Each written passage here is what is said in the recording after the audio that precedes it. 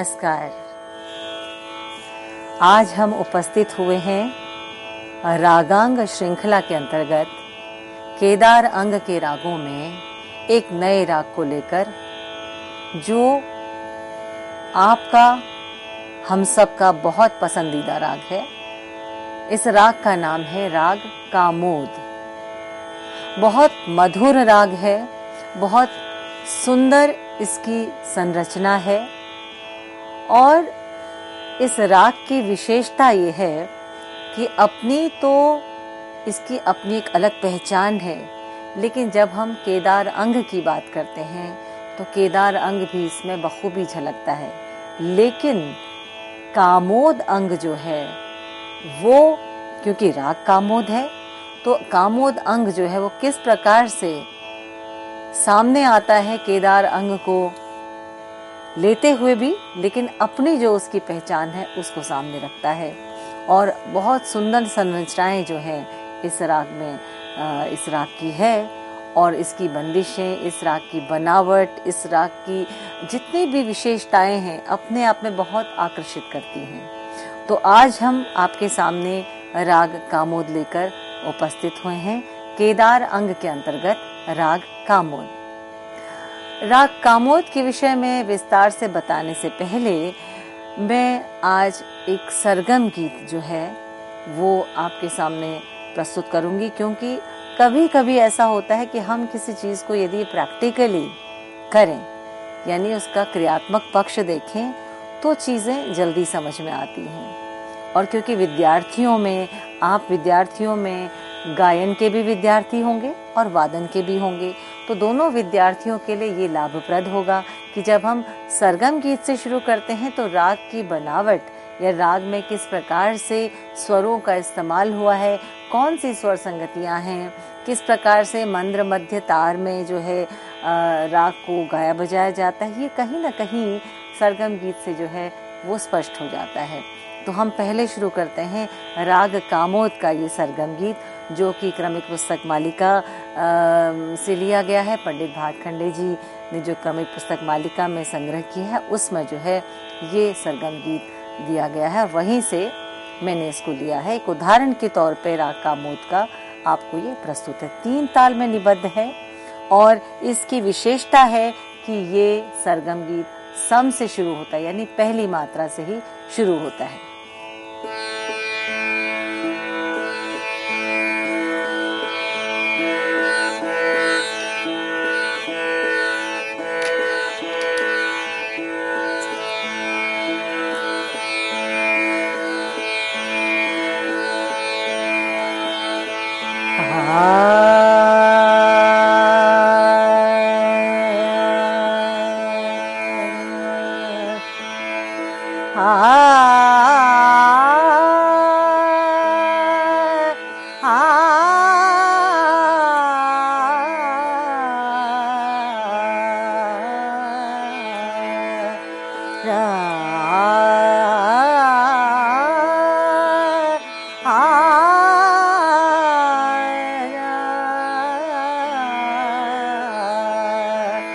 छोटे से आलाप में भी जो है राग कामोद का रहस्य छुपा है।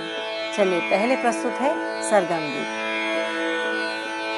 रे रे पापा दादा पापा गा मा पा गा म रे सा, रे रे पापा दादा पापा गा मा पा गा म रे सा, रे पा मा पा गा म रे सा, रे सा नी दादा पापा, रे पा मा पा गा म रे सा, रे सा नी दादा पापा, पापा सा रे सा, गा मा पा गा म रे सा, पापा सा रे सा, गा मा पा गा म रे सा, रे पापा दादा पापा, गा मा पा गा म रे सा, रे पापा दादा पापा, गा मा पा गा म रे सा, रे पा मा पा गा म रे सा, रे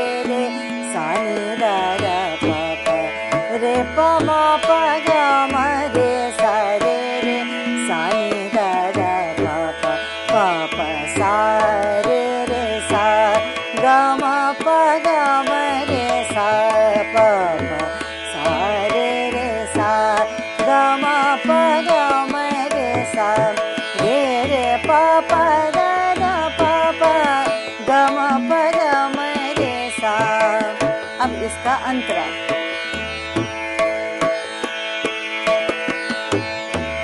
प प सा सा रे सा ग म प ग म रे सा प प सा सा रे सा ग म प ग म रे सा सा रे सा नि द द प प ग म प ग म रे सा सा रे सा नि द द प प ग म प ग म रे सा रे रे प ग ग प ग म प ग म रे सा रे रे प द द प ग म प ग म रे सा रे प म प ग म रे सा रे रे सा नि द द प प रे प म प ग म रे सा रे रे सा नि द द प प प सा रे रे सा ग म प ग म रे सा प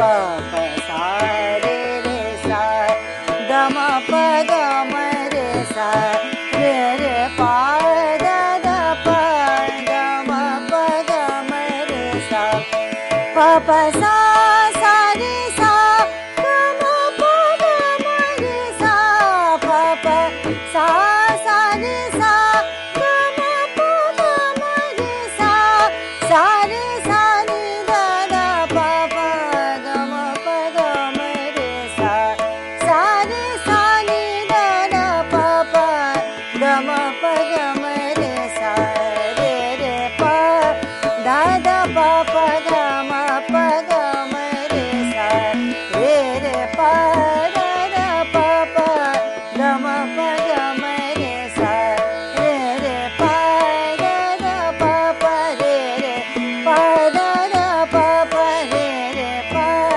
द द प प ग म प ग म रे सा। तो ये राग कामोद का सरगम गीत। सरगम गीत करने से या उसको गाने से, उसको बजाने से जो है राग जो है वो बहुत सुंदर तरीके से जो राग का की बनावट जो है वो समझ में आ जाती है। और यदि आप इस बंदिश को, आप जो है सरगम गीत को आप गाए या आप किसी वाद्य में उसको बजाएं तो राग का एक स्वरूप जो है वो कहीं ना कहीं आपको समझ में आ जाता है। जैसे अब हम इसी के उदाहरण के तौर पर बोले रे रे प द द प, इसका मतलब ऋषभ और पंचम की संगति है। ग म प ग म रे सा, ये स्वर गुच्छ बड़ा अलग जान पड़ रहा है। ग म प ग म रे सा, इसका मतलब इस स्वर गुच्छ का प्रयोग इस राग में बखूबी किया जाता है। रे प म प ग म रे सा, रे प म प, ऋषभ और पंचम की संगति तो है, साथ में तीव्र मध्यम का प्रयोग कैसे हो रहा है? रे प म प ग म रे सा, तो यानी तीव्र मध्यम का भी प्रयोग हो रहा है और शुद्ध मध्यम का भी प्रयोग हो रहा है। तीव्र मध्यम का प्रयोग पंचम की संगति के साथ हो रहा है। ग म प ग म रे सा, इसमें शुद्ध मध्यम का प्रयोग हो रहा है। आगे देखते हैं प प सा रे रे सा, यानी पंचम और षड्ज की संगति जो है इसमें बहुत सुंदर लगती है। प प सा रे रे सा, ग म प ग म रे सा, प प सा रे रे सा, इसका मतलब कि हम चाहे मंद्र में गाएं या मध्य सप्तक में गाएं या तार सप्तक के साथ तक जाए तो पंचम और षड्ज की संगति जो है वो इसमें बखूबी इस्तेमाल की जाती है। और हम बार बार देख रहे हैं प प सा रे सा, ग म प ग म रे सा, अब यही चीज तो मध्य सप्तक में भी थी। ग म प ग म रे सा, ग म प ग म रे सा, इसका मतलब ग म प ग म रे सा, ये जो स्वर संगति है ये बहुत इंपॉर्टेंट है राग कामोद के लिए। दूसरा, ऋषभ और पंचम की जो संगति है वो बहुत इम्पोर्टेंट है। तो रे पा ग म प ग म रे सा, ये जो एक फ्रेज है, ये जो स्वरगुच्छ है, वो राग कामोद के लिए बहुत इम्पोर्टेंट है। राग कामोद के स्वरूप को बनाने में इसका बहुत बड़ा हाथ है। यानी जब हम कामोद राग की बात करते हैं, रे पा म प ग म प ग म रे सा या रे प ग म प ग म रे सा, ये फ्रेज जो है आते ही हम एकदम पहचान लेंगे कि ये राग कामोद है। तो आज जो उदाहरण आपको सरगम गीत के द्वारा दिया गया है, ये उदाहरण आपको मात्र इसीलिए दिया गया कि आप शुरू से ही जो है राग कामोद की जो संरचना है या राग कामोद का जो इंट्रोडक्शन है, वो प्रैक्टिकल रूप में जो है आप उसको समझ सकें और सीख सकें। साथ ही साथ सरगम गीत भी आपने याद की, तो इसको आप गा सकते हैं और इसको अपने वाद्य पर बजा भी सकते हैं। अब हम शुरू करते हैं राग कामोद के परिचय को लेकर, यानी राग कामोद क्या है। हम जहाँ तक रागांग पद्धति के अंतर्गत अलग अलग रागों की श्रृंखला, अलग अलग रागांगों की श्रृंखला लेकर आपके सामने आए हैं, तो यहाँ पर हम चर्चा कर रहे थे केदार अंग की। केदार अंग के अंतर्गत रागों में हमने सबसे पहले आपको केदार राग के बारे में बताया। आज हम आपको राग कामोद के बारे में बताते हैं। कामोद राग जो है वो केदार के आसपास है। क्या डिफरेंस है, क्या समानताएं हैं, ये हम आपको आगे बताएंगे। राग कामोद जो है वो कल्याण ठाट के अंतर्गत माना गया है।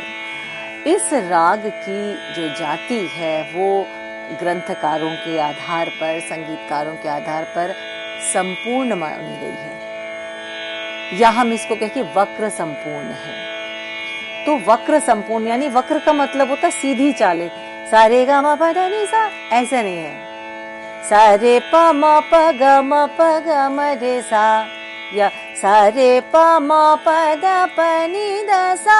हम जा तो रहे हैं आरोहात्मक या अवरोहात्मक कहें, लेकिन हम सीधे जो एक सीक्वेंस है, जो एक क्रमबद्धता है स्वरों की कि षड्ज के बाद ऋषभ आएगा, ऋषभ के बाद गांधार, मध्यम, पंचम, इस प्रकार से नहीं जा रहे। टेढ़ी मेढ़ी चाल जिसे कहा जाए, उसी को हम संगीत की भाषा में वक्र कहते हैं। तो वक्र संपूर्ण ये राग है। जब हम इसके आरोह अवरोह की बात करते हैं तो मैं इस चीज को और अधिक विस्तार से आपको समझाऊंगी। इस राग का वादी स्वर जो है वो पंचम है और संवादी ऋषभ है। वैसे भी आपने अब तक समझ लिया होगा कि पंचम और ऋषभ का कितना अधिक प्रयोग है। न्यास के स्वर हम कहें तो न्यास के स्वरों में भी षड्ज, ऋषभ और पंचम जो है वो न्यास के स्वर हैं। न्यास का अर्थ होता है जहाँ पर ठहराव हो, जिन स्वरों पर रुका जा सके, जिन स्वरों पर हम क्या कहें आलाप, छोटे छोटे आलाप या बड़े विस्तार करने के बाद उन पर कहीं ना कहीं एम्फेसिस अंग्रेजी में बोले या पॉज या ठहराव जो है वो दिया जाए, ऐसे जो स्वर हैं उनको न्यास के स्वर कहा जाता है। तो जहाँ वादी संवादी पंचम और ऋषभ है, वहीं पर न्यास के स्वर भी पंचम जो है ऋषभ और षड्ज है। ये जो राग है ये रात्रि के प्रथम प्रहर में गाया बजाया जाता है। तो जब रात्रि के राग जो हैं आरंभ होते हैं तो हम ये कहें कि 8 बजे का समय जो है, 7-8 बजे का समय, ये साधारण तौर पर इस राग को गाया बजाया जाता है और बहुत सुंदर लगता है ये राग उस समय जब इसको गाया बजाया जाता है। कभी कभी प्रश्न विद्यार्थी करते हैं कि क्या समय सिद्धांत के अनुकूल ही रागों को गाया बजाया जाना चाहिए। ये एक अलग विषय है जिस पर कभी हम ज़रूर चर्चा करेंगे। लेकिन जो हमारे शास्त्र कहते हैं या हमारे जो गुरुजन कहते हैं, जो हमारी परंपराएं, हमारे घराने, हमारे जो एक संगीत का जो एक कहते हैं ना, एक ओरल ट्रेडिशन है, मौखिक विद्या है, सीना बसीना तालीम है, तो इसको सामने ही बैठकर सीखा जा सकता है। तो ये एक बहुत अच्छा माध्यम है कि यूजीसी सीईसी की तरफ से जो है इस प्रकार के व्याख्यान होते हैं, तो एक तरह से आमने सामने बैठकर ही इस प्रकार का अनुभव होता है जब हम ये व्याख्यान आपको देते हैं। तो ये जो राग की हम बात कर रहे हैं, कामोद राग की बात कर रहे हैं, तो उसको जब हम गाते बजाते हैं तो हम हर चीज़ को कोरिलेट करके, प्रैक्टिकल से कोरिलेट करके आपको बताने की कोशिश कर रहे हैं। तो समय की जहाँ तक बात है कि जो अनुभव हम किसी राग को उसके समय पर गाते बजाते हैं तो उसका आनंद कुछ और होता है। ये अलग चर्चा का विषय है कि रागों को जब रियाज करते हैं तो उस समय हम किसी एक राग पे हम रियाज कर रहे हैं तो हम जैसे कामोद का यदि रात्रि का राग है तो हम उसको सुबह या दिन के समय हम उसको रियाज कर रहे हैं, तो ये रियाज की अलग बात है। लेकिन प्रस्तुति जो है वो समय पर यदि की जाए या उस समय पर राग को गाया बजाया जाए तो उसकी भाव या उसका जो एक इमोशन जो निकल कर आता है, उसका जो आनंद है वो कुछ और ही होता है। तो खैर, समय सिद्धांत पर हम अपनी एक चर्चा जो है कभी हम इसको रखेंगे। अब इस राग की हमने आपको जैसे बताया कि राग जो है वो रात्रि का राग है, प्रथम प्रहर का। इस राग की जब प्रकृति है वो बहुत गंभीर तो दिखाई नहीं देती, मधुर है, श्रृंगारिक है, या हम कहें थोड़ा चंचल भी है।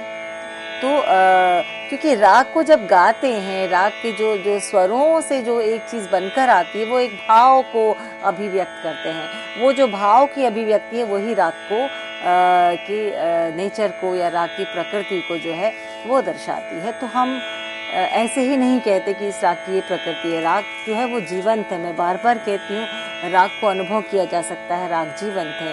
और राग की ये जो प्रकृति है, नेचर है, जब उसको गाते बजाते हैं तो वो नेचर जो है वो प्रकृति सामने उभरती। जैसे हम कहें कि दरबारी राग बहुत गंभीर है, भैरव जो है गंभीर है, शांत है, तो हम उसको जब गाते बजाते हैं तो उस समय उसका नेचर जो है वो सामने आता है। अब हम इसके आरोह और अवरोह की बात करते हैं।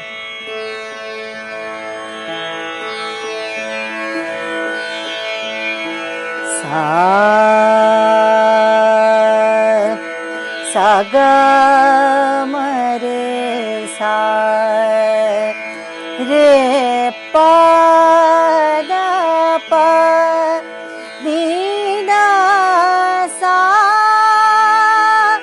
सा नी दा पा म प दा प गा म प गा म रे सा। कितना सुंदर राग है। फिर से देखते हैं। सा गा म रे सा रे पा दा पा नी दा सा सा नी दा पा म प दा प गा म प गा म रे सा। कुछ लोग ऐसे भी गाते हैं, सा रे प दा प नी दा सा सा नी दा प गा म प गा म रे सा गा म प गा म रे सा रे प। तो ये फ्रेज जो है राग को सामने लेकर आता है। पकड़ की बात करते हैं तो पकड़ तो अपने आप ही राग पकड़ना मतलब राग को पहचानना, एकदम से उसको रिकॉग्नाइज करना। तो इस राग की पकड़ क्या होगी? सा रे पा गा म प गा म रे सा या म रे पा। अब रे जो ऋषभ है उसमें मध्यम का कण लगा है, एक मींड की तरह उसका इस्तेमाल होता है। तो हम सा रे पा, तो ऋषभ सा मरे। अब जल्दी में तो मरे नहीं बोल सकते। सा रे पा ग म प ग म रे सा रे प दा प ग म प ग म रे सा। तो ये राग कामोद के आरोह अवरोह और उसकी पकड़ थी। बहुत खूबसूरत राग है। और कभी कभी गाते गाते या आप जब सुन रहे हैं इस व्याख्यान को, आपको ऐसा लग रहा होगा कि कहीं ना कहीं ये कुछ केदार के आसपास है या कोई और राग है जिसके आसपास है। जी हाँ, इसकी जो सम प्राकृतिक राग है वो हम कह सकते हैं केदार है, हमीर है, छायानट है, जो इसके आसपास के राग हैं। लेकिन हर राग की अपनी एक अलग उसका अपना एक स्वरूप होता है। हाँ, थोड़ा बहुत ज़रूर मिलता है। जैसे मैं उदाहरण कई बार देती हूँ कि हमारा भारत देश है जिसके अलग-अलग प्रांत हैं। तो विशेषकर जो एक प्रांत से दूसरे प्रांत का जो हिस्सा, जो एरिया मिलता है, वहाँ के संस्कारों या वहाँ के रीति रिवाज या वहाँ की जो परंपराओं में कुछ ना कुछ सामान्यता या कुछ ना कुछ रहेगी, लेकिन फिर भी भिन्नता है, पर कुछ ना कुछ मिलता है। इसी प्रकार से समप्राकृतिक राग हैं, सम समान प्राकृतिक, प्रकृति वाले, नेचर वाले, या उनकी जो बनावट है उससे भी हम कहें कि आसपास मिलते जुलते हैं। लेकिन जब किसी भी राग को हम गाते बजाते हैं तो हम विशेषकर हमें ध्यान देना चाहिए कि उस राग की दूसरे राग से ज़रूर वो आपस में मिलता जुलता है, लेकिन बहुत बचाते हुए हमने उसको गाना है। तो इस राग की कुछ हम विशिष्टताएं या विशिष्ट स्वर स्वरूप जो है, स्वर संगतियों को हम ज़रूर आपको बताएंगे, क्योंकि वो जानना बेहद ज़रूरी है। पहला, सा रे पा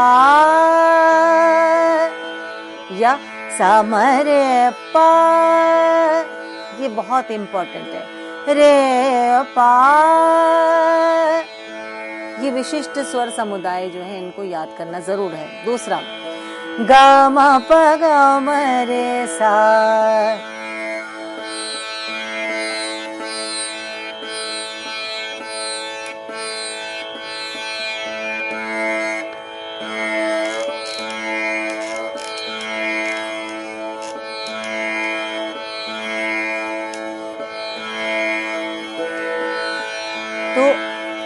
ग म प ग म रे सा बहुत ही इम्पोर्टेंट है। इन दो भी स्वर समुदायों को मिलाया जाए तो राग कामोद सामने है। सा म रे प ग म प ग म रे सा, या सा रे प ग म प ग म रे सा, इतना कहने पे भी राग कामोद सामने आता है। उसके आगे प प सा रे सा, बहुत सुंदर स्वर समुदाय है। जब विशेषकर हम पंचम से जब तार सप्तक के साथ जाते हैं तो बहुत खूबसूरत लगता है। इसी चीज को यदि हम मंत्र में करें, प प सा रे सा ग म प ग म रे सा, प प सा रे सा, तो ये अंदाज लग जाता है कि हम अंतरे में जब जाएं तो किस प्रकार से हम मध्य सप्तक से तार सप्तक की ओर प्रस्थान करेंगे, ये भी समझ में आता है। सा रे प म प द प, एक और स्वर संगति, म प द प रे प म प द प, तीव्र मध्यम का प्रयोग होना। तो तीव्र मध्यम हमेशा पंचम के साथ ही प्रयोग होगा। रे रे प म प द प। अब ये जो मैंने 2-3 स्वर संरचनाएं, स्वर गुच्छ बताए आपको, ये राग कामोद को बहुत सुंदर तरीके से आपके सामने रख देता है। अब इनको मिला जुला के देखें क्या बनता है। सा म रे पा ग म प ग म रे सा, रे रे पा ग म प ग म रे सा, प सा रे सा, रे रे प म प द प ग म प ग म रे सा, प सा रे सा द प ग म प ग म रे सा, प सा नि द प म प द प ग म प ग म रे सा। कितना सुंदर स्वर गुच्छों का, स्वर समुदायों का मिश्रण है कि ये राग कामोद को आपके सामने जो है प्रस्तुत कर देते हैं। तो हम बार बार मैं इस चीज़ को कहती हूँ कि ये करने की विद्या है। जब आप अभ्यास करेंगे, जब आप समझेंगे और समझकर अभ्यास करेंगे तो ऐसा हो ही नहीं सकता कि आपको राग समझ में न आए। आपको राग समझ में भी आएगा और आप उसकी प्रैक्टिस करने के साथ साथ आपको उसका आनंद भी आएगा। तो हम इस समय जो राग के कामोद के बारे में बता रहे हैं, उसके बारे में आपको न केवल उसकी थ्योरेटिकल बल्कि प्रैक्टिकली भी कैसे उसको गाया बजाया जाता है, इसके विषय में आपको अभी हमने बताया। और इसी को हम आगे अपनी अगली उसमें भी हम अगले व्याख्यान में भी इसको हम और विस्तार से आपको बताएंगे उदाहरणों के साथ।